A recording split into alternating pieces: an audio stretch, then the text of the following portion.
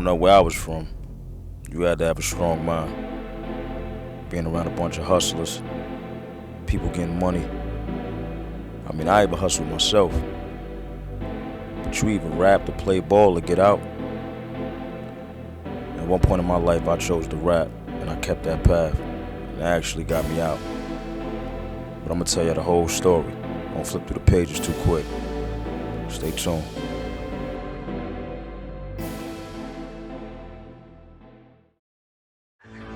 All these fake Cubans, stop dipping them. I get dressed in the rain, nigga, watch me drip on them. If it's lower than my number, then I could get with them. Before you stand up for them, you gotta sit with them. But I'm a businessman now, I don't condone that. The building I used to work in, I'm trying to own that. Business. You see this big building in front of me? This is where I was born. 6 pounds, 12 ounces. Some would say a star was born. I believe so. So I was born, North Central Bronx Hospital, Bronx, New York. Talking to my mom, she said it was a long birth. Like, she was in labor for a long time. She got here at 9 a.m. in the morning. I wasn't born until 1 a.m. in the morning. You know what I'm saying? September 21st, 1983. Yeah, I'm a Virgo. But yeah, I said, that's crazy. That's a long time, but here I am. I was born in the Bronx, New York, North Central Hospital. Goodz' pregnancy wasn't bad having him. It wasn't bad at all. The only thing is I went in one day, when I was 9 months, I went in for a checkup, and they wound up keeping me because I was in labor, but I didn't know I was in labor. So I must have been in labor for about 16 hours of pain. Goodz was my first child. I was excited, I was happy, and oh my God, he was so spoiled. He was so spoiled when I had him. He was a little chubby little baby. He was so fat, like people couldn't believe, because back then I was so thin, they couldn't believe I had this big kid like this. Yeah. I'm the oldest, so I grew up with my brother. My sister came a little after that. She a little younger than us, but basically my brother. I got a younger brother and a younger sister. Growing up with Goodz in the household, this nigga, he always been a funny nigga. This nigga he always been clowning. He always hung out with the older dudes from our block. He never hung out with nobody, you know what I mean, our age, you know what I mean? That's why he was always advanced.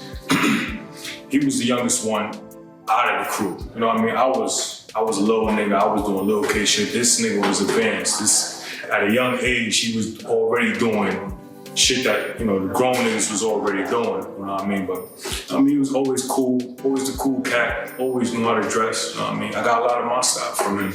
As an older brother, I always wanted little brothers, man. So when Goodz came to be my little brother, man, it was like a challenge. Because I used to go outside and play ball, and he wanted to come play ball with me every day. So my mom used to say, if you and Charlie going downstairs, you got to bring Craig. Shit like that, right? But it was watching him grow up, it was like inspiring me to be a better man, be a bigger brother. You know, I always kept a job, and that's what I always told him. Always keep a job. No matter what you do in life, just keep a job, man, and finish your education. He was nice to me when I was younger. So when I was younger, I was his favorite. I was his daughter before his daughter came, put it that way. So, yeah. Like, when I was a teenager, we just fought a lot, pretty much. Like, he didn't like me growing up, pretty much. Like, he couldn't stand me. Like, but when I was younger, I was pretty much his daughter before she came. So, I mean, growing up into teenager years and couldn't have any guy friends, none of that. My brother wasn't with none of that. My relationship with my mom's is close. I've been close. My mom's raised us by herself. You know what I'm saying? So my father wasn't around, so we always close. You know what I'm saying? Like, my mom's was my pops and my mom's, basically, so very close to my mom's. My mom's made sure we didn't have a want or a care in the world, so I didn't feel it maybe until, I didn't feel my father not being there maybe until I became a teenager, right, and start getting into the streets and stuff like that. That's when you start to feel it, because at those times you probably need a man figure, you know what I'm saying, to guide you the right way. So I probably felt it then, but growing up as a child, I didn't feel it at all. You know what I'm saying? Like, I ain't have a want or a care in the world. My mom's made sure I had everything I wanted to. Actually, we met through my cousin. And we dated for a few years and that didn't work out. But I had Goodz and that was the best thing I could ever have. Funny thing is, like, you know, I don't think there was a time for him or for me. I mean, I can only speak for myself, but we ain't never have no conversation together like father or daddy. Nah, we had grandma and mommy. That's all we need. That's all we knew, and that's all we needed. It didn't feel different. We ain't look at movies with people with both of their parents and feel the type of we was good. When I started getting into being a teenager, that's when the struggle started to come. You know what I'm saying? And things like that. And I had to, that's kind of maybe what forced me into the streets a little bit, because I had to get out there and get it on my own and help provide, and you know what I'm saying, help my moms out. So that kind of pushed me in the streets maybe a little bit. You know what I'm saying? But I say from when I was born to about 14, you know what I'm saying? Everything was good. I never came to work for none. About 15, 16, you know what I'm saying, is when, you know, the struggle came, you know, certain stuff happened. You know, mom dudes can't do it on their own forever. Kids is grown, they getting older, you know what I'm saying, stuff like that. So, and I think that's what kind of forced me a little bit into the streets and dibbling, dabbling, and doing little things to make money and stuff like that, but that's about it. Well, Goodz was the first one, so it wasn't that hard. You know, I'm always able to make it somehow. I'm a hustler. I'm gonna make it. We're gonna have food on the table. You know what I'm saying? We're gonna have a turkey for Thanksgiving. They're gonna have some toys. They're gonna have some shoes. They're gonna have what's in style. So I'm a hustler, so we always gonna have something. You know what the crazy thing is with my mom's? I can only remember one job she had. I remember her having this job, and she quit it 2 weeks later. This is the only thing I remember. She quit it 2 weeks later. I don't know what it was. My mom's had some money somewhere. I tell you, we was good. She had some money. We don't know where this money came, but she had some money. I think she was, maybe my grandma's left her some money or something. But she had a couple of racks, because she did not work, none of that. And she was good. I got I'm talking about, I want this game that just came out. I got it. I want these sneakers. I got it. You know what I'm saying? She was buying me Pelés and Vances and shit back then. You know what I'm saying? Like before the struggle, when I wanted that shit. So it's crazy. She has some money. She had a couple of racks in somewhere for a long period of time.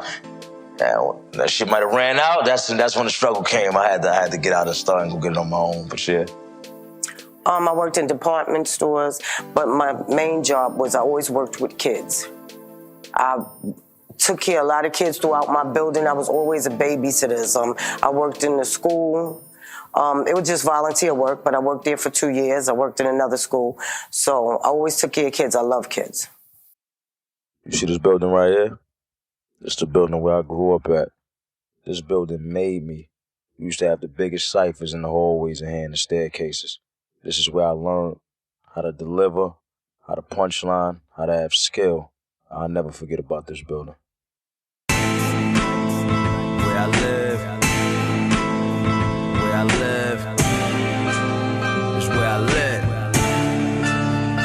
Picture looking through the eyes of a boy through a project window. 5 kids, 1 room, won't touch my Nintendo. Watch the drug dealers do it, I wanna ride that Benzo. But when you get caught, can you survive that pen though? Yeah, so this is where I grew up at, 181 University. This building was 2170. They just changed it to 2170-2162. It's called a Buckeye now. You know what I'm saying? I grew up here I've been here for about like 21 years. I think I left probably when I was 21. I think I got my first apartment at 21. I lived here with my mom's. I think we had a 3-bedroom in here. Apartments in here is old school, crazy big apartments. You see this building take up the whole block. So we had the crazy long hallways. We used to be in a staircase rapping. This is where I first got into rapping. You know what I'm saying? All my niggas used to be in the staircase. I was the youngest, so they used to be old. They used to be in a staircase beating on the door rapping. I used to always walk by the staircase, hear them in there rapping. And then one day I said, yo, I'm gonna get in there one day. And then one day somebody told one of my older mans, yo, you know, you rap, right? Nice. I was young. He came and heard me. Oh, yeah, you nice. He brought me in the staircase. It's history since then. You know what I'm saying? Growing up in the Bronx, same as anywhere else. You know what I'm saying? My grandma was always around too. My grandma was just passed. She lived to be 100 years old. You know what I'm saying? Rest in peace. She just passed this year. She was always around too. So it was like, you know, I had my grandmas there too. My mom's and my grandma's raisers. So, I mean, growing up, it was the same as any other thing. I know this now. Me now, looking back at that, I had a lot of common sense as a kid, though. I know that now because a lot of stuff kids got into, I didn't get into. Like, I never had a broken bone. You know what I'm saying? I never had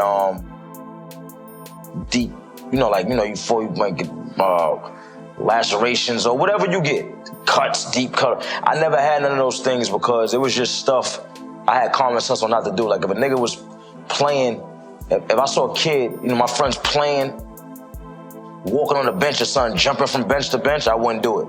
It's like, y'all niggas are stupid. Y'all niggas could get hurt. And then when niggas break their leg or something like that, and I'm like, I told you. Now, me thinking about it now, I always been like that. And that's why I noticed, like, I ain't never had no stitches. I ain't never had none of that. You know what I'm saying? So, as a kid, I always had a lot of common sense. So, I think that got me by with a lot of things and stuff like that. So, you know what I'm saying? But growing up for me, I used to play ball. So, it was just really play basketball all the time. That was my main thing, play basketball. I always was in the clothes. So, I'd play ball, go upstairs, get fresh, come back down later on that night. You know what I'm saying? Like, I mean, any other boy, it was just basketball and girls. That's all we was into. That's all I was into. Oh my goodness! Wow! Oh my goodness! You think now I gotta go back because I ain't got no hair. Oh my God, you look nice. Thank you. I'm doing a documentary. I'm gonna come in and show me good the way I can walk back and stuff like that.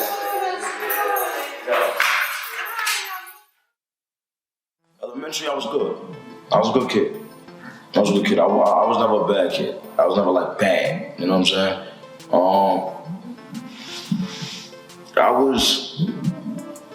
I was always into learning. If I ain't know something, I wanted to learn.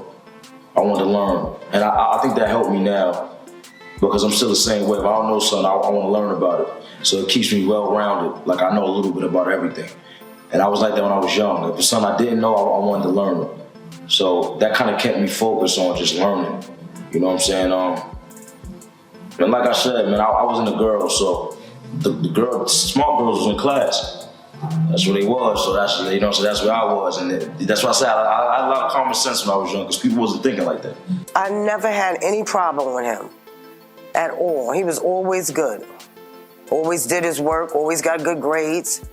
So I never had a problem with him. I'm getting older now, so I'm more into fashion and clothes, and this is when the girls came about. You know what I'm saying? Now I'm in the girls, you know what I'm saying? I'm in the worrying about how I look, because the girls like this, you know what I'm saying? And I'm playing basketball. Now this is when I'm really playing ball. I'm playing for my school, whatever school I think I was going to MS-15. I'm playing for them, you know what I'm saying? I'm one of the stars on the team. I used to really ball back then. Yeah, so it was just bowling girls at that time. First time I met Goodz. Actually, Goodz go to school with my older brother. He used to go to school, they used to go to middle school together, you know what I'm saying, 206B. Me and his younger brother, Craig, we the same age, you know what I'm saying? But I was always gravitated to the older dudes. All my old heads is in their 40s and 50s. I just turned 30, you know what I'm saying? So since I was young, I was always been with them. And Goodz was the youngest of the crew also. So when I started coming around the older dudes, I was like his little homie, you get what I'm saying? Like, he the little homie and I'm the little homie to the little homie type shit, you know what I mean? So, but yeah, and he see how I used to be running around, wow, you know what I'm saying? I used to be crazy in the hood. I was trying to get my life together. He like put me under the wing, like, you know what I mean? Control the chaos type of shit, you know what I'm saying? The crazy thing is the people I used to listen to was, shout out my man, D-Borg. D-Borg is somebody who down with me now. I got this whole thing called GMB. He's one of the members in it. But he's somebody I grew up looking up to rapping. You know what I'm saying? It was like the older dudes from my building was who I grew up to, looking up to. It wasn't really nobody on the radio or nothing like that. It was really the dudes in my building, because they was dead nice and they was older than me. You know what I'm saying? But if it was people out, once I started like branching out here, like Big L, I thought Big L was crazy nice. I thought Cam was crazy nice back then.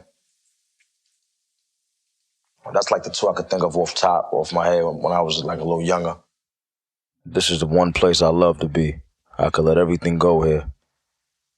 No hard feelings, no anger. Anything I gotta get off my chest, I could get off in that booth. Watch me work.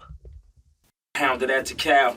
Lot of fire for you to order. I get caught, drop 50 and put the power in my lawyer. I don't just get to it, I get through it. I don't just move through it, I really move it. Was a drug dealer, had closed meetings for selling weight. Now I'm a businessman, I just close meetings and celebrate. Fat Sam took me to my first studio ever, if I'm not mistaken, that I ever recorded at.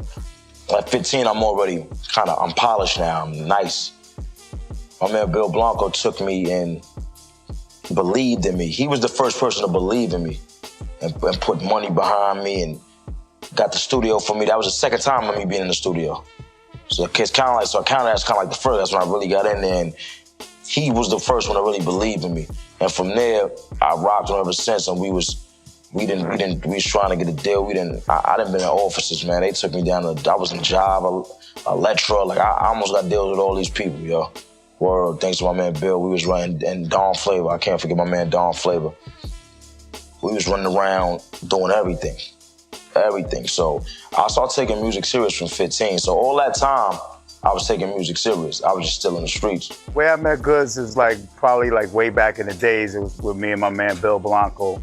You know, rest in peace, man. You know, gotta give him a rest in peace. He brought Goodz over to me. We was somewhere in the Bronx. Oh, actually, I know where he was. We was by Jimmy's. But he brought Goodz and another artist. I think it was Black Ink. So he brought him over to me. He said, yo, man, I want you to hear this kid. This kid is nice. He's young. Him and his man, they spit. I said, all right, let me see what they're working with. So when he brought him over to me, they started just freestyling right there in front of me, you know, a cappella. And I was like blown away with the talent I saw and the potential I saw. He was only like 16 years old. I'm like one of the first guys that took him to the studio, and he acknowledges that. He said that to me a long time ago on Instagram. He said, yo, this guy took me to the studio the first time. So we took him to a couple of studios and started working on the demo, you know, a little demo. Like it was about 3 or 4 songs. And the demo, it came out hot, but it wasn't what we wanted at that time. So we had to keep going to different studios and getting his sound and getting his style to match what he wanted to do. And I was providing him with all the beats because I was his producer, you know, as well as his protege, you know, someone that was building his career. I don't know, for some reason, I just knew he was gonna be a rapper or something, because he started that rapping stuff at 8 years old. And he used to drive me crazy with that music. I bought him every type of electronic thing that he would ever want. So I had bought my kids everything they wanted anyway, just to keep them in the house so that they wouldn't be on the street, so I could know where my kids is. So he basically had everything. I remember his first rap. It was on, he put it on my answering machine. He said, we probably not home or we probably sleep. Leave your message, your phone number at the beep. In just a matter of time, when you get in, we'll get to you. I don't forget that one. Him and his man had made a song one time, and it was fire. Then he had made a track with one of the older dudes in my building. And he used to listen to Big L a lot, so a lot of his flow was like Big L. I can't recite it word for word, but I know he went off. I'm gonna write raps and shoot guys and guys and that. Where your stack at? Yo, it was fire. I think, correct me if I'm wrong, that might be the first track he was ever really on. That shit right there, and that shit was, for him to be, I think he was like 13, he was rapping about, you know, guns, drugs, crack. I wasn't ready for all that. I was still in the park playing tag, like, you know what I mean? That's why I keep saying he was already advanced, he was ahead of the game because he was hanging out with all the older dudes. The high school I went to, Alfred E. Smith, I didn't want to go here because it used to be an all-boys school, and then they turned it into a co-ed school. So you know when you're young, I'm going to high school, I want to go where some girls is at. So I didn't want to go here. But then I knew a bunch of people that was going here, so I was like, fuck it, I'm gonna go to Alfred E. Smith and all that. I wound up getting kicked out of the school, I think in 11th grade. I let my man Disco hold my coat, and he had a blade in it.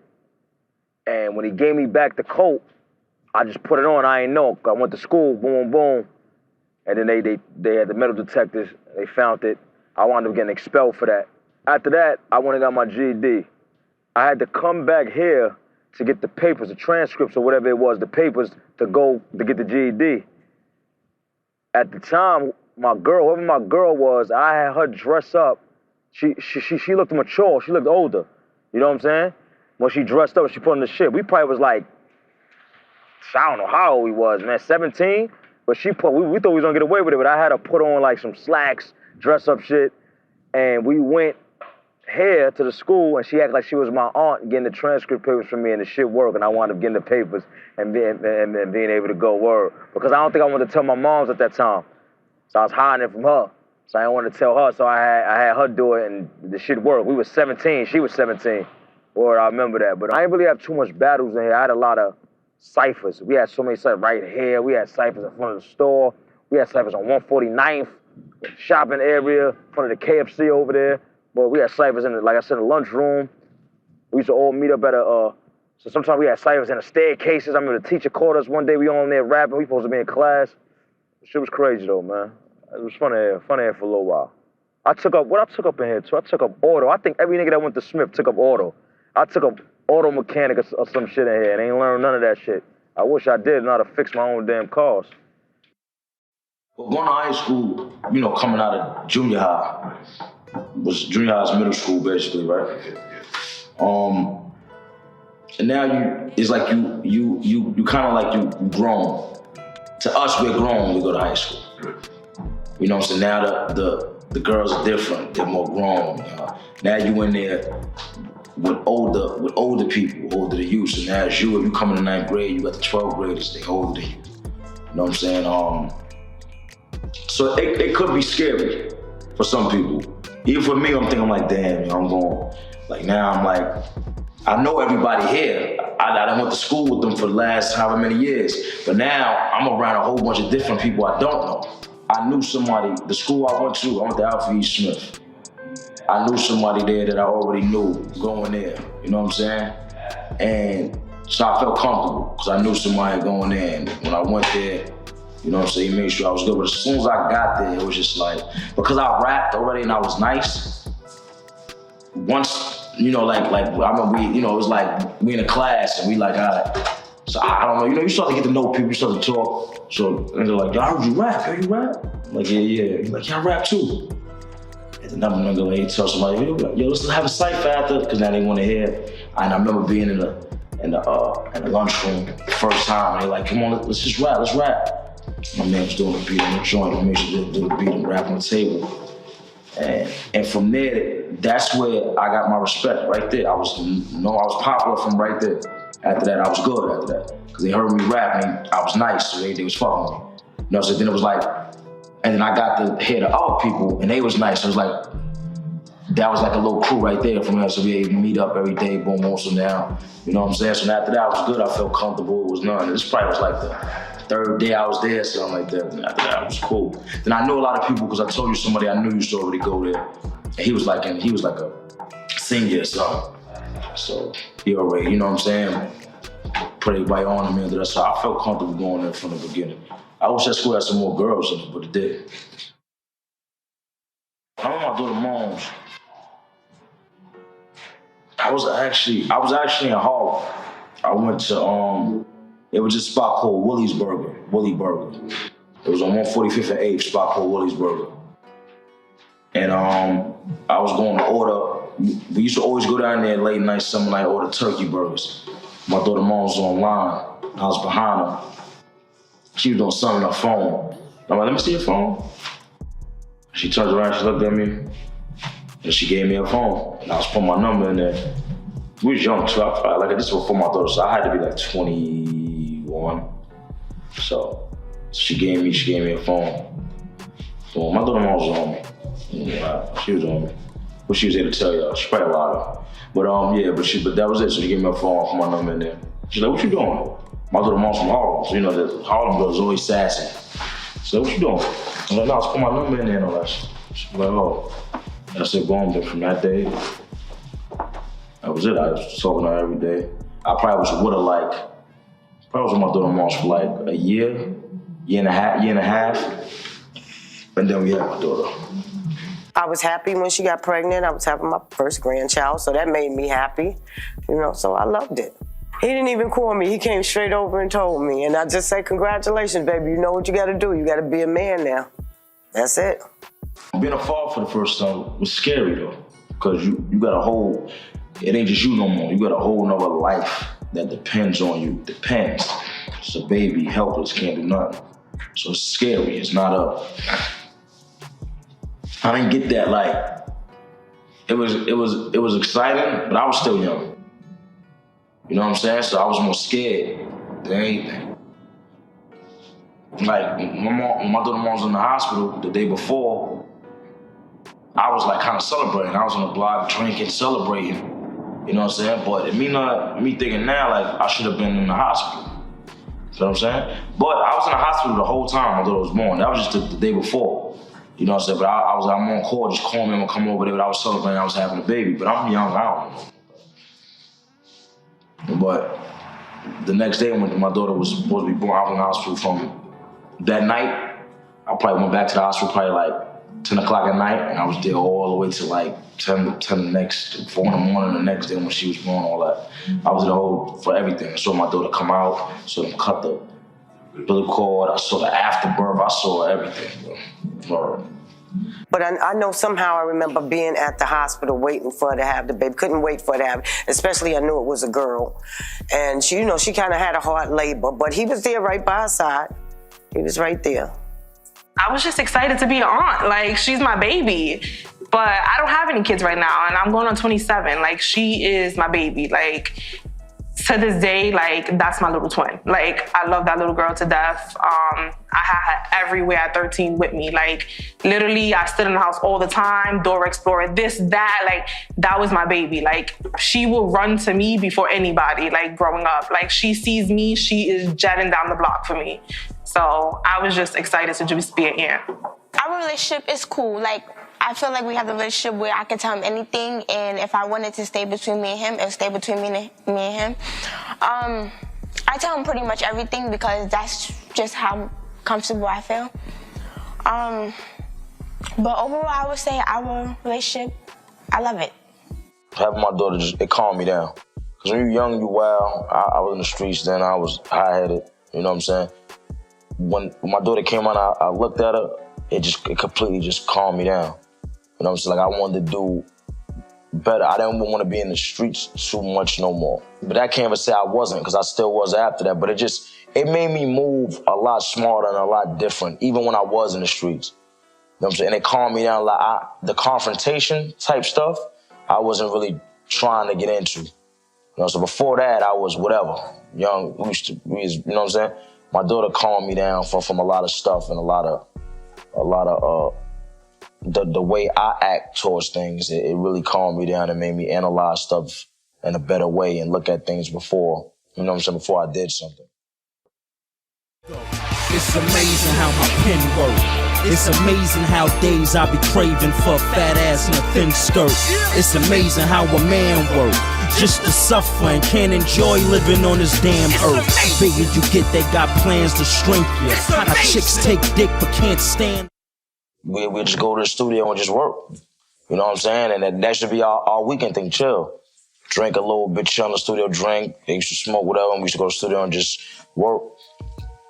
So I said, yo, I'm gonna drop a tape. I'm gonna do a tape. You know what I'm saying? So I came with the name. I got the cover done. I'm like, well, I got a cover. I got the cover. Oh, shit, I'm really doing a tape, so fuck it, let's do it. So I remember doing that.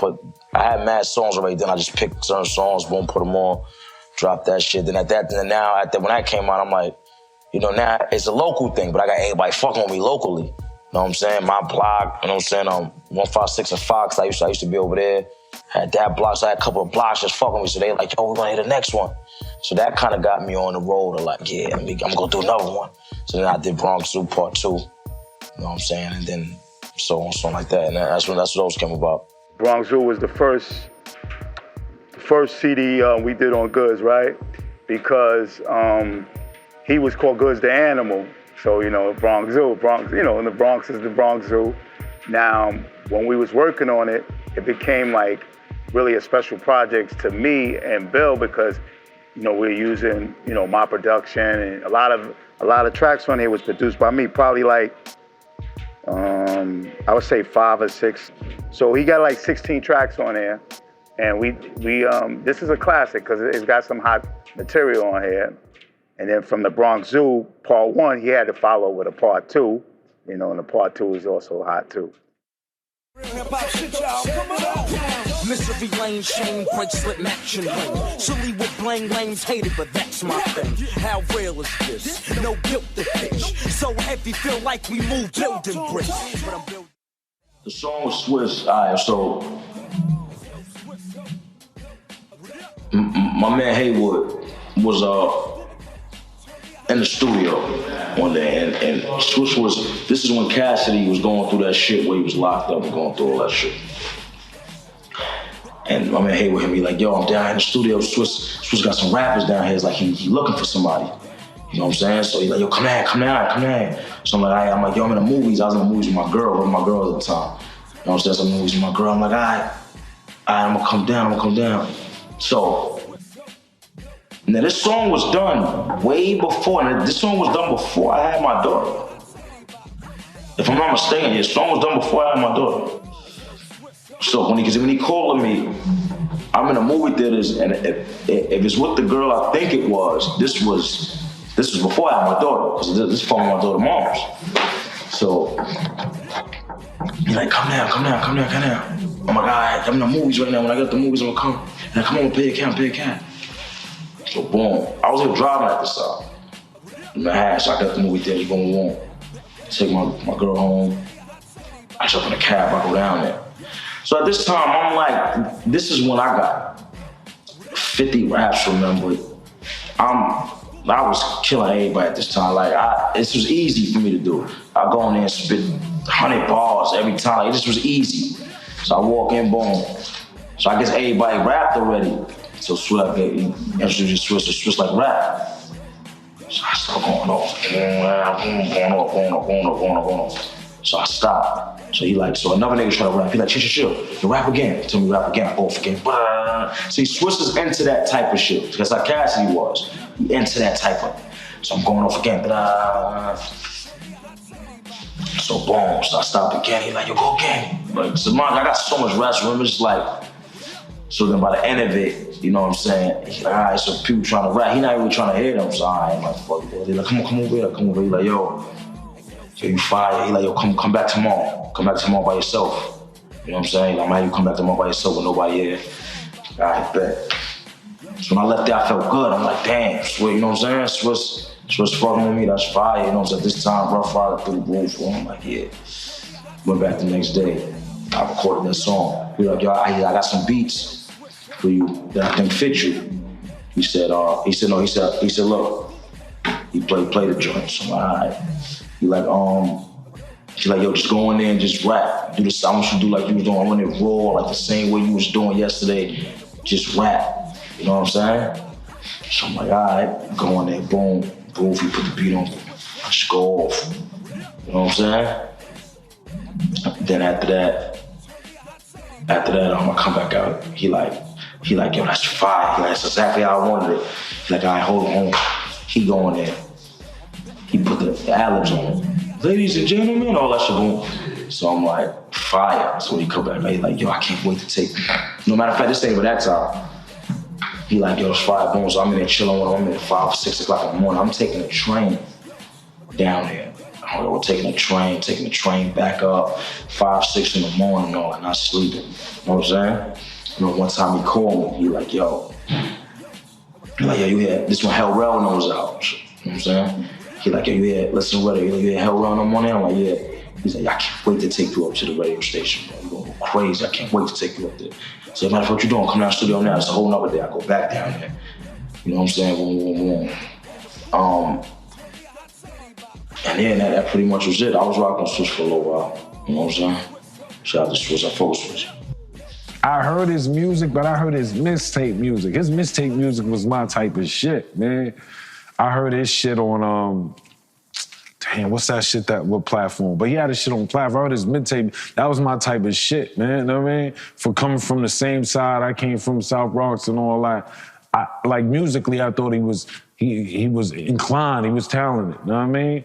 But overall, it was just his persona, like, you know what I mean? Like, it's one thing to have swag, it's another thing for it to naturally come, you know what I mean? Type situation, all that. So when we connected, I'm a shit talker. So to meet another shit talker, go talk that shit back and you respect it, it was gold, like, you know what I mean? Type situation. So I like the fact that, you know what I mean? I like the fact that we have a meetings of our minds in two different perspectives. Because he do what he do, I do what I do, but we connected. You dig what I'm saying? I spit shining for cheddar. You find a cat hotter than Goodz, I'll quit rhyming forever. I don't shake his pants, but I make him dance and turn his jeans into ankle pants. I rap to win, your flow stick to loss. To advance for workers, go get your boss. Bitch, quit rapping, B. When you tighten your shit up, then get back to me. I was signed to this label called Gutter Keys at the time. Independent, you know what I'm saying? They had gave me some money. That was like my first real situation. Cause I had really signed with them. They gave me some upfront bread. You know what I'm saying? Probably not crazy. They gave me like 15 racks or something like that. But we had the two-way pages. Remember when the two-way pages came out? We had everything, bro. I was that nigga, couldn't tell me nothing. Fresh two-way pager. Had jewelry. I was young too. So it was this kid named Lou. Lou was the A&R there. Spanish Lou, he was the A&R there. Lou always had a thing where I used to feel like he used to hate on me. You know what I'm saying? So he used to always just say something to me negative, like, you know what I'm saying? So he's like, yo, all right. So one day we talk about battling. He like, yo, my man Jay Mills from Harlem, yo, she be getting busy, da-da-da. So I was like, I'll kill that nigga, man. We be talking about niggas like they be nice. These niggas on the beat, right? So he like, word? All right, I'm gonna bring him down here now. He gonna kill you. I'm gonna bring him down here. I was like, all right. So the other niggas that was there, they telling them, now it was a nigga there named Inf. His name was Infamous Blue Steel. And he was like, they was sweating him. They was on him. Like, you know what I'm saying? Like, as far as like, that was like the next nigga to them. You know what I'm saying? So Inf was telling them like, yo, you bugging, Goodz gonna kill that nigga, you bugging. So he was like, all right. So one day he just brought him down there to Blue. Now, I don't know if he knew, but I was cooking niggas back then. He didn't know me for that. But I was cooking niggas back then. I was running through everybody. I was on that. But he brought him down there. So now we go in the room. Boom, boom, boom. We go in the room. This crowd bring around. So we just set it up. So another nigga set it off. So then, now he go, and I go, straight spitting at him. Now we just start going back and forth, you know what I'm saying? But I was on it then. I had mad raps, man. He didn't know that. You know what I'm saying? So. Oh, no, my son was cooking niggas. It was just the confidence from where we from. We was really doing what we was rapping about. And Goodz was untouchable, literally, like, in a sense, as far as we going into the battle, coming out, you can't even really touch him. That's why Goodz moves how he moves, because he always been elite, you know what I'm saying? Like, he always had wolves around him, and back then, we used to have to, like, protect the connect, like, you know what I'm saying? He's getting us out of here. You can't even get next to that, man. So. I done seen the nicest niggas forget their rhymes. I done seen them clown niggas and take their girls. I done seen everything, man. That man's a GOAT for real, yeah. I done seen them battle for a nigga girl and then give him back to her after we won. My son is the GOAT, I'm telling you. He legendary, bro. Goodz, I'm from the Bronx. I rep Harlem and all that. Man. I love it, man. Jersey niggas gotta get out of here, man. Bronx, Harlem, still. I see my right of me and that to the left of me. If you don't know, you will know. Get a load of me, no control of me. I control everything. I.C.E is in the building. By the time with the lines, and I was already kind of known on the streets. You know what I'm saying? And Harlem, not too much, but the Bronx and all that, all up there, I was known already. When I went to Lions, then they didn't know. They didn't know me. Ice at that time had already killed somebody, killed the nigga already, so they thought Ice was the nigga. So they thought I was gonna be another one, and they come in and he gonna kill. So they ain't know me. So at this time, that's what I was, you know. At this time, actually, I had chilled from battling. I wasn't even really battling nobody, but I still had 30 raps remembered. So that was like me just stepping out of retirement and doing it. Not retirement, I still was rapping, but I ain't like battling nigga and do all that in a minute. So I went down there. I wasn't even supposed to battle. They had just, whoever was down there that was my niggas, was just talking shit, put my name in the shit. So I came down there, I ain't know. So I just went down there thinking and my name was already in something. You know what I'm saying? So when they said it like, yo, Goodz and Ice, and I'm like, fuck it. You know what I'm saying? I just went up there and did it. That was just like right there. I ain't know nobody in there, nothing. Then after I battled Ice, when I left from there, everybody that was in there was like a fan of mine now. So now when I went to battle K-Shine, all them people showed up for me. It's like, yo, this kid is nice. This kid is. So once they heard Goodz coming back, they was like, yo, we gotta go over there. That's that kid that battled Ice. He dead nice. He nice. And then like all of them was fucking with me. So when I battled K-Shine, all of them came to see me. That's why you see there was mad girls behind me and all that. That they was all from Harlem. They was all from the block over there. So yeah, so that's how you supposed to do it, man. I went in there not knowing nobody and got a whole different fan base coming out of it. A friend of mine, a mutual friend of ours, Isaiah, I went to school with, he like, yo, I hear you doing, like, you setting up battles and all of that. Yo, I want to bring my man through. So his man happened to be Goodz, so check it out. This night is the same night Arsenal battled the kid Hollywood. You know what I'm saying? We was doing a Lions Den, you know what I mean? So we were just rocking out, and I came through with Goodz. So when he come through with Goodz,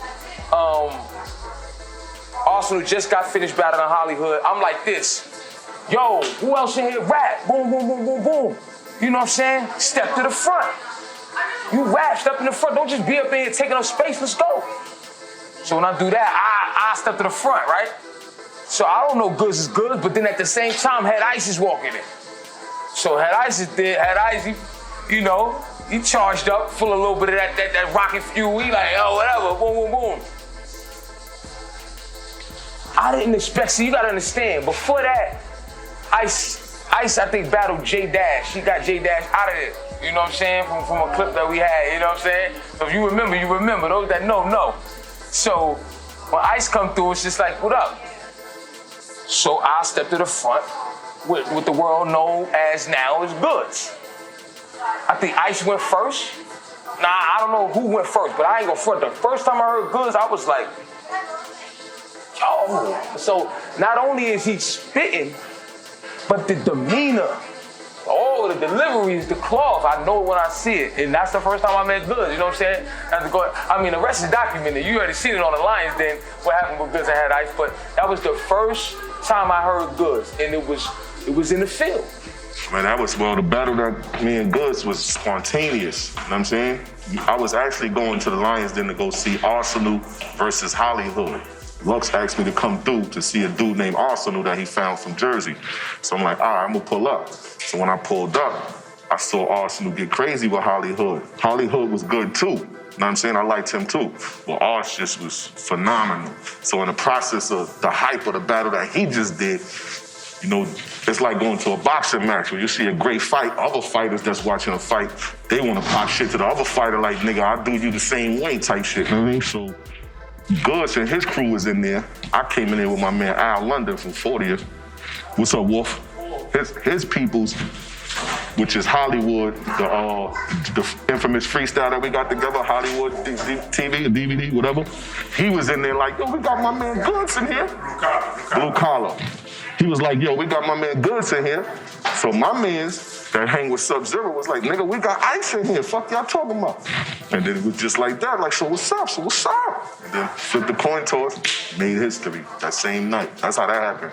I met Goodz after the battle. Me and him became cool after that battle. When I first seen him battle, first thing that caught me was his presence. You know what I'm saying? Like, His presence, yeah, because he had that big, that big Willie Bosch, you know what I'm saying? He had that shit always. That ever since I know him, that was like his, not even persona, but that was just his aura, you know what I mean? And I was fucking with that. Well, I was fucking with that. Believe it. Hold on. You won't believe it till you see it, but he's conceited for no reason. He think he way too good to be hearing this. He think he way too good to be feeling this. He think he way too good to be scared of this, but he's conceited without a reason. Now, if y'all picturing that, he would remind you of Remy, a bitch that can rap. Yeah, my first battle on URL was conceited. Because Lions then came out the DVDs, that's when DVD era popped again. I was already known. So going to URL, I'm already known, so I'm gonna get treated different. You feel what I'm saying? The people that was in like Rex, me, you know what I'm saying? Even Math, because Math was on Smack before. But a couple of people, they was, you know what I'm saying? We was known. So me going over there, I was through the roof at that time. I was through the roof, so what URL did was they called a meeting and they called all of us to the office. Whoever they felt was known already to start. And they said, we starting up, son. There's gonna be part, where y'all could get paid and stuff like that, because we wasn't getting paid. And they was the first ones to start up something where we get paid and all that. And then the first one I did was conceited. And like that, so yeah, when niggas was getting paid like $1,000 a battle, I was getting paid $2,500, shit like that, because I was already known. So certain people was getting paid a little more. So I battled conceited, yeah. I used to hate conceited, hate that little nigga. Niggas talk mad shit or they hate him, but yeah, so I battled conceited. So when I first met Goodz, we was at a URL event. This is the beginning of URL, all right? So in the beginning, it wasn't even no fans there, it was just rappers. And if you ever been to a URL event, the testosterone is at an all-time high. So, like everybody's arguing with each other. I'm the best, you know what I'm saying? And Calico was actually arguing with Goodz, because he wanted to battle Goodz. Calico had just beat Newborn in a battle. This was the same battle this was Sue Surf's first battle on Smack. He battled Young Ill. Hollow the Dawn battled Big T. I'm talking about this is like ancient history at this point, you know what I'm saying? And Calico was arguing with Goodz about how he wanted to battle him. And Goodz said, you gotta work your way up, He said, but when you battle me, don't wear that ugly ass vest you got on. And he walked off. And when he walked off, he said, he recognized me from 106 in Park. So he said, you the dude from 106, right? And I'm like, yeah. And I had knew him from the Lions Den battles. So we just exchanged numbers at that point. And I was a little Hollywood at the time because I was on television and I was like I said, the Smack battles was all rappers there. I was doing shows and on television with groupies, you know what I'm saying? So I was like, all right, I'm gonna holler at you. And I kind of tell me and him was one and the same at that point. But I wasn't really interested in hanging out with too many rappers. And he was the same, so we just hit it off that way. Nah, it's crazy, because when it came to his battles, right, I'll never forget. I went to a battle one time, and once again, my uncle's cool with one of the, you know what I mean? One of the league owners. So I went to the battle one time. I'll never forget, I went to the battle. I think he was battling with A-Verb. He was battling A-Verb. I don't remember that. And we had met briefly before that, but I went for the A-Verb battle. I didn't bump heads, but that battle was phenomenal. That's when niggas forgot. That's when A-Verb said extensions, Nina, like he went ham though, like, you know what I mean? So I'm on the opposite side, like shit a little different on this side, my nigga. And then that's when Goodz, you saw in his face like, yo, that shit was hard, but he didn't let it fade him. And I was like, that's a Bronx nigga. You know what I mean? When you don't let shit fade you, I ain't gonna let this shit hit hard though. On the opposite side, I was like, oh my God, nigga hit some shit. But he didn't let it fade him, and he completed the task. So from a battle aspect, I always respected his stance. Like for me in life, I'm always comfortable with people that's comfortable in their skin.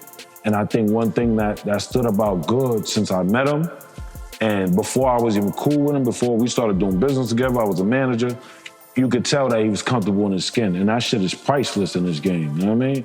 Too many people is like clay though, you know what I mean? They fold, they mold to whatever they need to be. So that's what it was. No, I don't really watch the battles too much. Every now and then I jump in and peek and see, you know, things that he's doing and stuff like that. But I don't really watch the battles, you know, but that's, you know, that's what he likes. So sometimes I just want to sneak and see what he's doing. One of my toughest battles, definitely Tay-Rock. Tay-Rock was one of my toughest battles. I took Tay-Rock when he was on top. He was the face of URL, and the crowd loved him. So that was a good challenge for myself because I know in the building the crowd loved me too. And I thought they wasn't gonna love me as much as him because he had the, you know what I'm saying? But to stand after one of his rounds, one of them rounds where they just gassing him and everything that he say can't be touched, to stand after that and be able to come back after that and do what I did is you know, to me is extraordinary, you know. This for the haters, I fucking love y'all. How you gonna hold me down when I'm above y'all? Let the dogs off the leash, nigga, fuck you. I'm a star and I'm shining, I'm something you look up to. The cops want me cuffed, they would love to. When the bands wake up thinking about money. Shit, the only thing I think about is money. And my daughter gotta eat, so I'm out here in the streets. No, I can't sleep cause my phone keep ringing. The fiends keep calling. Oh yeah, the fiends keep calling. It's crazy cause shot at Henny, I don't really remember too much. I remember Hangover. Shot at Henny, I remember a little bit. At that time I was just trying to work. That's probably why I dropped 2 projects in the same year. I was trying to work. And I was trying to use me being known, you know what I'm saying? To bridge it over to that and to show you, look, I still could do this and I still could do that. Maybe y'all don't know me for this, but yeah. Hangover was, to me, one of my best tapes because the whole presentation was good. Like from the cover, like the whole setup, Hangover and how we set up the cover, to all that was like dope to me. Like how they got me in the bed, like the Hangover joint with the chicks, and that was all dope the way we put that together. That was my first well put together mixtape. Like everything from the cover to everything mashed and everything was that, you know what I'm saying? It looked more presentable and more professional. So that's one of my favorite joints. I like my brother's music. I think it just takes it back to like Method Man and like those type of days. And it's different from now, and I like that he's never tried to change. He didn't try to do party music and anything. He stuck to his roots and like what he knows, and that's why I like my brother's music pretty much. He don't try to change. He remains doing what he does and what he likes. It's from the street, it's from the heart, like, and that's just pretty much it. Fuck with his music. Me and him, we've been making records. That was another reason that we connect too back then, because even though we both like the battling and all that shit, like, music was the passion first, and he was good at it. You know what I'm saying? He was good at making records. I remember we used to go check his man. I forget his man's name, but we used to go check his man, like, I think upstate or Mount Vernon or some shit up in his fucking attic apartment. We was rapping and that shit, you know what I'm saying? Then we used to fuck with his son up in Washington Projects, and my niggas over there too, and we used to do songs out there and all that shit, like. He always was able to make that transition, one of the very few that could make that transition between battle rapping and song making. I like how sometimes he'll talk about personal stuff and he knows how to like switch it and make everything rhyme so that it comes together as one, and he knows how to like put a story together. And I like how he raps on beat and like just goes with the flow as he's rapping. It's a joint with me and Fred called So Cold. That's my favorite joint. So Cold, Fred, rest in peace, man. Rest in peace, Fred. I remember me and Fred being broke together, not having no money, and had to chip in to get a hero from the store, going to the studio. You know what I'm saying? So that was my man from the, yeah, that was my man, yo. Well, I met Fred rapping, like being on Fox. He from Fox. This block, I used to hang over there. And they knew I was nice over there. They kept telling me like, yo, we want you there, Fred from over here. We want y'all to meet. We don't want y'all to battle, but we just want y'all to hear each other. And we never was there at the same time, ever. And then one day, I pulled up and he was there, and we had like a cipher, and it was just a mutual respect from there the whole time. I thought he was gonna pull through, honestly. I looked at it like, all right, he gonna be all right, yo. I knew Fred always had bad asthma. He had bad asthma. But I thought he was gonna pull through. I didn't think it was gonna be nothing like this. And then when I heard it happen, it fucked me up, B. I shed a tear. I definitely shed a tear when I heard that. I was in my crib, I think. I just chilled. Shed a tear. But I was by myself, and I just thought about it for a minute.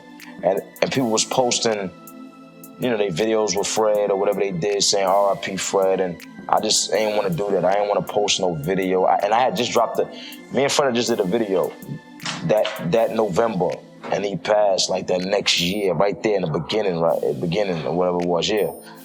So I just was with Fred. We shooting a video, having mad fun, man. Fred is funny. If you don't know Fred is funny as shit. And we shooting a video, we shooting it in the crib, so we chilling. And I remember when we went to do the song. It's called 4 a.m. in Jersey. And that whole day was just crazy. I picked Fred up from the studio. We driving up there. We got lost 4 times. It took us an hour to get to Jersey, and the shit is right in Hackensack. Fred fall asleep in the car, because Fred fall asleep anywhere. He wake back up. We still ain't think, it just was.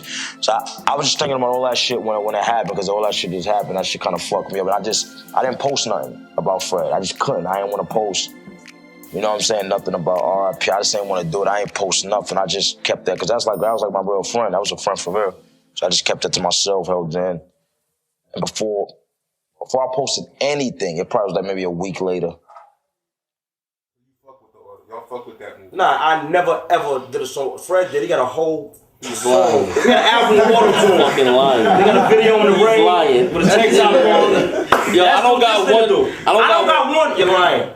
What joint I got one? I don't got one, huh? What joint you singing? The joint you singing? I'm singing? Come on, man. This nigga's crazy, yo. July 4th, 2018, got hard fast. I almost lost it when you got into that car crash. Whip flipped 3 times, I got the info. I couldn't imagine you flying out that window. Damn, you tough, as real as could be. You stronger than you know, you superwoman to me, for real.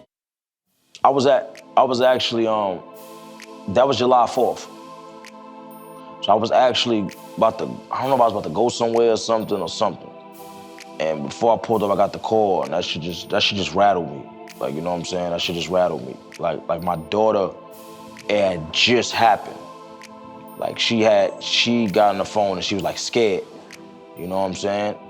And I heard her on the phone, she's like, Daddy, just, where you at? Just, so that shit had me like rattled. So I just got in my car and I just drove. And she was 2 hours away, but she was alive, and that's all I cared about. So we was coming from the state, we was driving back to the city. And it was like raining like really hard. And sometimes like on like the right or the left lane, it would be like deep puddles. And we was in like not necessarily a truck, but like a road. And it was a big puddle in the right lane, and the car it went out of control, and it flipped over 3 times, and I flew out. Like when it first happened, I was asleep, and I just woke up to me being like on the side, but in the grass. But I was just really unconscious, and at that time I didn't know, but I had a broken pelvis. I was really, really scared. Nervous. It was like a moment that I never thought I would go through, but I realized that helped me to get stronger. After that, we go to the hospital, and at that time, I had to go to a adult hospital because they didn't have children's hospitals around where the car accident was. So we went to the hospital. The hospital ended up making contact with my parents, and my mom and my father ended up meeting me in the hospital, but the hospital had to transfer me to a children's hospital closer to where I live. So they eventually transferred me maybe around like 11, 12. And they admitted me in that hospital. At first I went to ICU, and then like the next day, they brought 2 doctors to help me like get up and start moving around. After that, they took me to get like x-rays and MRIs, and they found out that I had a broken pelvis and that it was something wrong with my knee.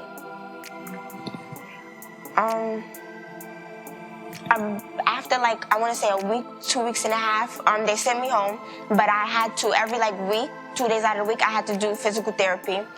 So I had to like exercise, stretch my legs out, my knee. I couldn't walk until after a month, I want to say. And when I started walking, I was very happy again because, yeah. And I was also sad, but everything happens for a reason, so. It was the 4th of July, and we was on our way to an amusement park. And the rain just basically came out of nowhere. And so we tried to slow down, and when we pressed on the brakes, the car hydroplaned. And the car started sliding off into oncoming traffic because, you know, we're on the left lane, so it started sliding to the right. We tried to bring the car back, the driver basically to the left, which is my boyfriend. So we brought the car back to the left, and the car went too much to the left because the wheels uplifted from hydroplane. And basically my side had the biggest impact. So there was a guardrail there, and the car went sliding completely towards the guardrail sideways, and my door hit the impact of the guardrail pretty much. Sunny flew out of the paramedic sunroof.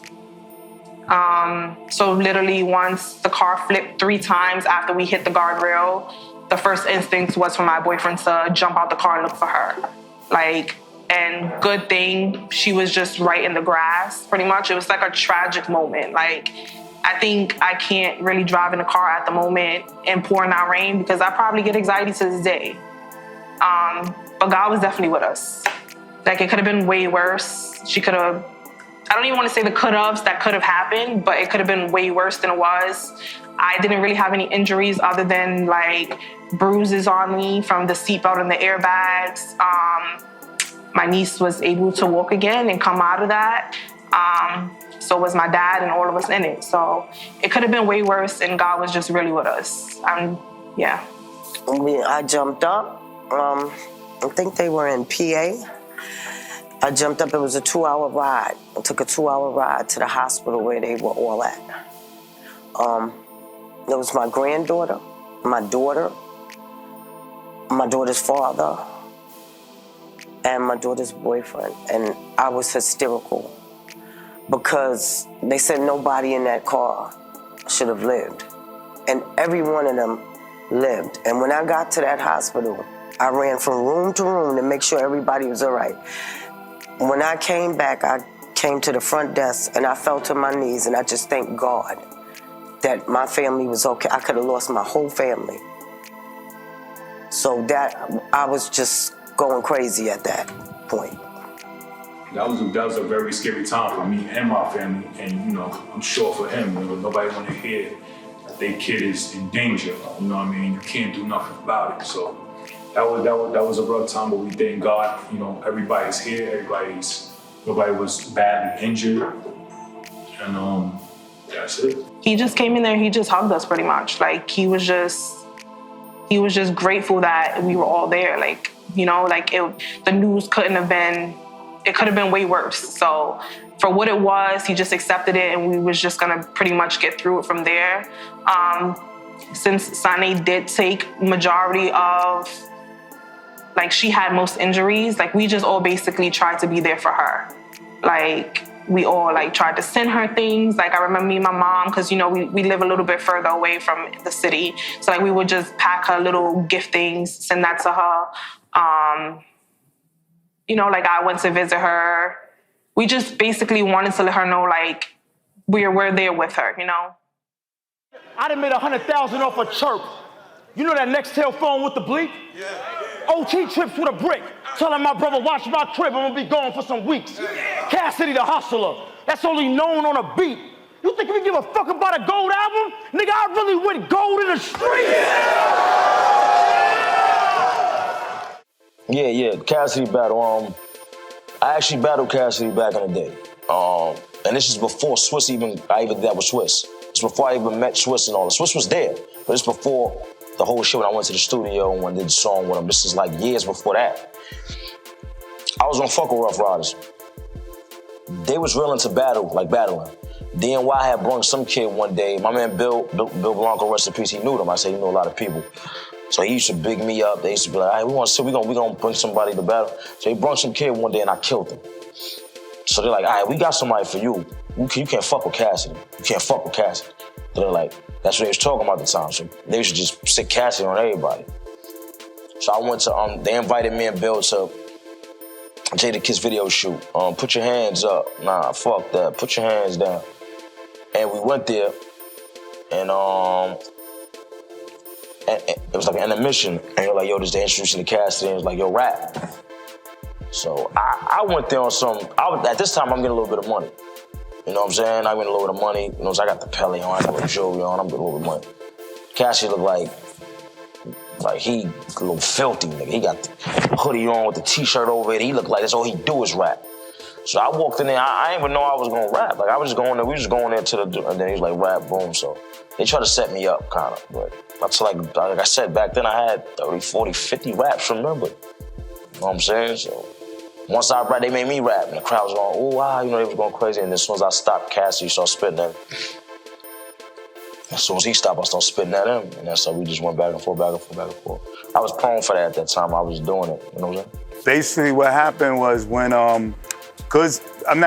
Bill got a call from DNY. He's like, yo, come through, man. We having, you know, Jada doing a video. Put your hands up. Nah, fuck that. Put your hands down. That video. Up at the Palladium in New Rochelle. So he was like, yo, come through, man. Come through. You said you got a nice artist. Yo, bring him through, man. You know, we put him in the pit or whatever. You know, just spitting around some artists and you know, see what he got.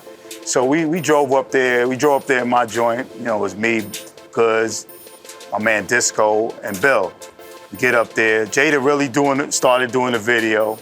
So Disco, he wants to go get in the video. I'm like, whatever. So he left, but Swiss was there. Swiss was like, yo, I'm gonna go get Cassidy, and you know, y'all could spit, whatever. So they started spitting, and then Sheik and all of them and Styles, there's a circle around them, like 15 people. And they in the middle of the circle. And there was a camera there, somebody was filming it, and they did about, I kid you not, about 15 rounds. No 3-round shit like battles are now. About 15 rounds. And they was going crazy. Like Goodz was saying written stuff, killing them. Then Cassidy started going off the head, talking about his chain and talking about this. And Cassidy started catching up a little. Styles was like, yo, I want to hear what Goodz saying. Every time Goodz spit, Styles was like, yo, shh. And then when Sheik was filling Cassidy, it was funny because one was on Goodz, one was on, Sheik was riding with Cassidy. They was battling because it wasn't like no cypher. They was like battling really. And this was before the cameras. But it was a camera there and there's some footage somewhere. I think the footage is somewhere. I gotta ask Goodz where that footage is because he even know there's footage. There was a camera there. And that was, I saw Styles like 2 weeks later at the Def Jam building because I was going down to Def Jam shopping goods or shopping beats, whatever I was doing. And he comes through. I said, yo, what up, Styles? He said, oh, yo, what up? And he remembered me. He said, yo, man. He was still talking about Goodz. Yo, your man is crazy. Like Goodz, he impressed the Styles, one of the top lyricists in the locks. You know what I mean? Put a good impression on him. To URL, that was the backstory on it. So what happened was Cassidy said he didn't remember it. Then he switched up and said he do remember it and he killed me. So that's how all that happened. So the whole backstory with it and everything, yeah, that's what it was. One of my favorite battles that my father did, Cassidy. How when he said something about me in the battle, my father just instantly came back with another bar. And he didn't get upset, nothing, he just came back with another bar. Let me tell you about Cassidy. Cassidy was my little man. I saw Cassidy grow up. I'm from Shaky Avenue in the Bronx, that's 169th, and in Sheridan. But college right there, 169th, Cassidy used to be down there. his aunt, his grandmother lived down there. So when I heard that battle was coming up, I was hyper than the motherfucker. Cassidy, he coming back. This was back in the days when he used to be in the block. You went to jail, did whatever you had to do, came home, and now you think you still got it? I said, oh my, I was waiting for this battle. And when Cassidy started spitting, I said, damn, why did you battle my brother? Because he was making Cassidy look like a fool. I know back in the days, Cassidy was the shit. Now, you ain't the shit no more, man. You're in another timeline right now, man. You know, the spirits right now is not with you, Paul. You should have left this one alone. and I say his ratings was already here. Now your shit went all the way down there. You know? Off top, I was like, this is a great look. Me, with being empathetic to his situation, I'm like, oh, that's a great look for Goodz. Like, but he gotta come to work. Cause Cassidy, first of all, the name is the name. You can't take nothing away from what Cassidy's done in the game. You know what I'm saying? Like, you know, still don't need to be said. But I'm like, that situation can go a whole bunch of different ways, though. Based off of preparation and you charging up to get ready for that. See, I know that names is names, you know what I'm saying? And you gotta have respect for the name, but the reason why you got respect for the name is because of the work attached to it. See what I'm saying? That's what makes a name.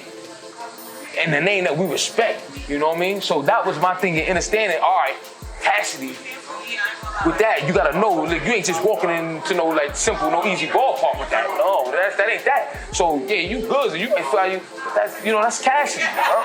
So at the same time, I seen Goodz beforehand. I said, bro, not for nothing. If he remember, he remember. I said, don't play with that situation. You know what I'm saying? Because on one end, it's like, yeah, okay, you can feel how you feel about Cassidy and you going at, but you're not just going at Cassidy, you're going at the whole ambiance of the situation. Don't play with that situation. You know what I'm saying? Because that it can go a few different ways, man. You ain't coming in there ready. You know what I mean? And I just know I said that to him beforehand going into it. And he like, I ain't gonna play with that. Like, you know? So I think I seen him by the juice bar. Word. He like, I ain't gonna play with that. All right. My favorite line in the battle was when Cassidy didn't want to rap no more. That was my favorite line in the battle. When Cassidy said, yeah, because you thought it was going to be a game. You thought you was just going to get up here and play with my man. Like it's like when you, nigga be watching somebody like an Andre Miller, right? In basketball and be like, oh, he ain't that nice. Like, I could guard him. Nah, he in the league for a reason. You can't stand in front of that. When he felt that and he didn't want to rap no more, yeah, that was my favorite part of that battle. I mean, I like Cassidy because I fuck with the Rough Riders. You know what I'm saying? D and Y and them niggas, and there's a few niggas over there that I fuck with. I remember the pit, going to the pit battling niggas. And all that. I remember Cassidy, the little Cassidy, his first bars, I got a gun this big, I got to jump and pull a trigger and all that. I remember all of that, you know what I'm saying? So when him and Goodz was going to go at it, I'm like, oh, this is going to be a classic. And when I saw it, I'm like, Cassidy was cooking until it was one part I felt like he kind of slipped up in his shit and he didn't get a chance to catch it back. And with Goodz, you're not just dealing with bars, you're dealing with swag, presence, all kind of shit. So once I see that, I'm like, yeah, this is smooth sailing. You know what I mean? So the Cassidy battle was monumental for me because when I went to the Cassidy battle, like I was hyped for the Cassidy battle. And then at one point in time, I was going to fall back. I wasn't going to go to Cassidy battle because I was going through some health scares, you know what I mean? And the beloved was like, nah, son, pull up. So I pulled up. So that battle was monumental because I went to that battle. Like, anybody know me, I go to battles to show love, not only for Goodz. Like I said, I got relationships with some of the people that, you know what I mean, that do what they do. But I only went because that's my bro, you know what I mean? And at that time, nigga was sickly. So sure enough, he was like, yo, pull up. So I went to the battle, and I'll never forget, I went to the battle. The son did his thing, that was the Cassidy battle. And literally a week, 2 weeks later, I was diagnosed with cancer. But I'll never forget, I was happy because when I was diagnosed, it was like, yo, you got a 50-50 chance of living. But I was happy that was one of my one of my things that I saw before I heard that, because I was like, you know, if it's my time, it's my time. You dig what I'm saying? And that's where we was at with it. At 25, I was selling pies. Swore she got poked in them. I saw the pain in my mother's eyes. All the youngins on the jail court, I hear their mother cry. Living life like they wanna die. Neutral when you went in, but you blood when you come inside. Or you crip, nigga. Whatever to get equipped. No Weirdos, yeah, this is one. No Weirdos one of my favorite mixtapes, man. Like now, I dropped No Weirdos. EP. It's people that could just rap. You know what I'm saying? No gimmicks, no red dreads, no earrings all in your face so you get noticed, no yellow hair, just so people could notice you, and then that's your gimmick and that's why they fuck with you. You know what I'm saying? So just rapping. That's why I said no weirdos. And weirdos could be whatever you want it to be, you know what I'm saying? You know what I'm saying? To me, that stuff is weird. All that stuff is weird. If you gotta do anything to your appearance to make people fuck with you, it's weird. You know what I'm saying? So that's what I meant by no weirdos. See, me and him go back and forth about this because every time he puts something out, I say this is your best project. He said, you always gonna say that? I said, yeah, because I'm seeing the growth. Like, your content. It's not just the lyrics. His lyrics is always gonna be this, the content, you know what I'm saying? No weirdos. Oh my God. I'm saying he leveled up. That from right there separated him from battle rap to industry. In my eyes, he had hits on that, yo. He got shit that he can still push right now, and it could be. I could hear him on the radio and be Billboard shit. You know what I'm saying? It's just, you know, the machine behind us. You know, we'll get it there. But that project was crazy. Before that, I could say that my favorite one, Half a Gallon. I think I was on Half a Gallon. One of those, yeah. That was it. Now she trying to bone when I get home. Bitch, I paid $1,000 alone for this cologne. Shit, they step up, we take harder steps. This ain't new to me.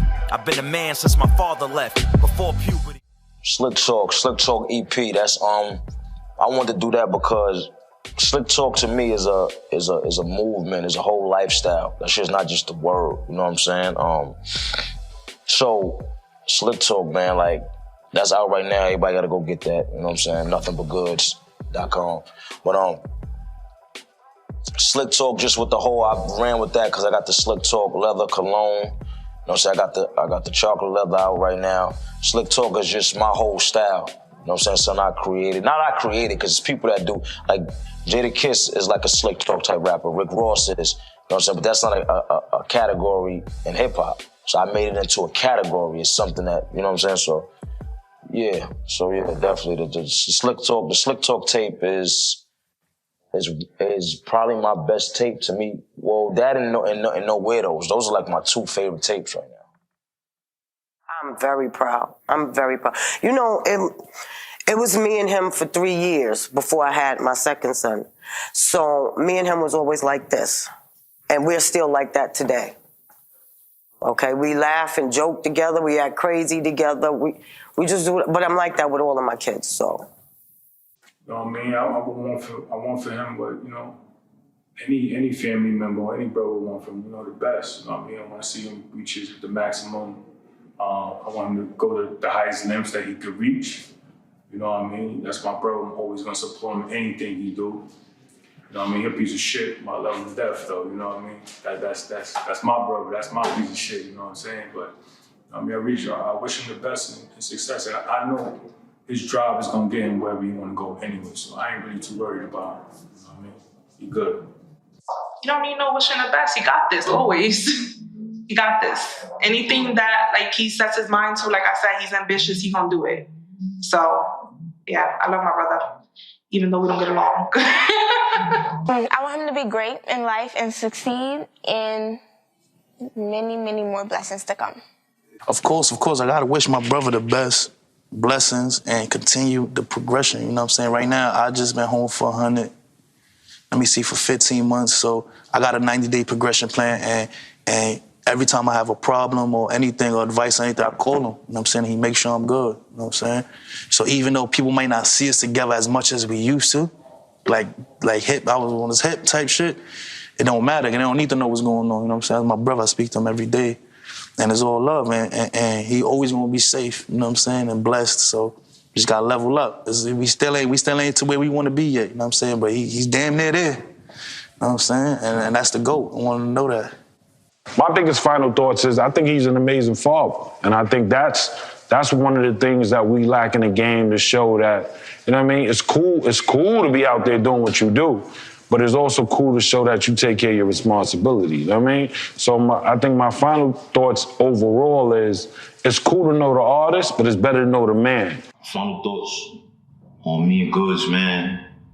I met him through rap, the music industry, which is one of the most treacherous areas that you're ever gonna walk through. There's all types of conniving and devious people, but through that, he's the one friend that I have beyond just, you know, like it's not a let me hear something type of thing. Like when we come around and we just rapping, it's like we're men, you know, we're holding each other accountable for parenthood, you know, exercising.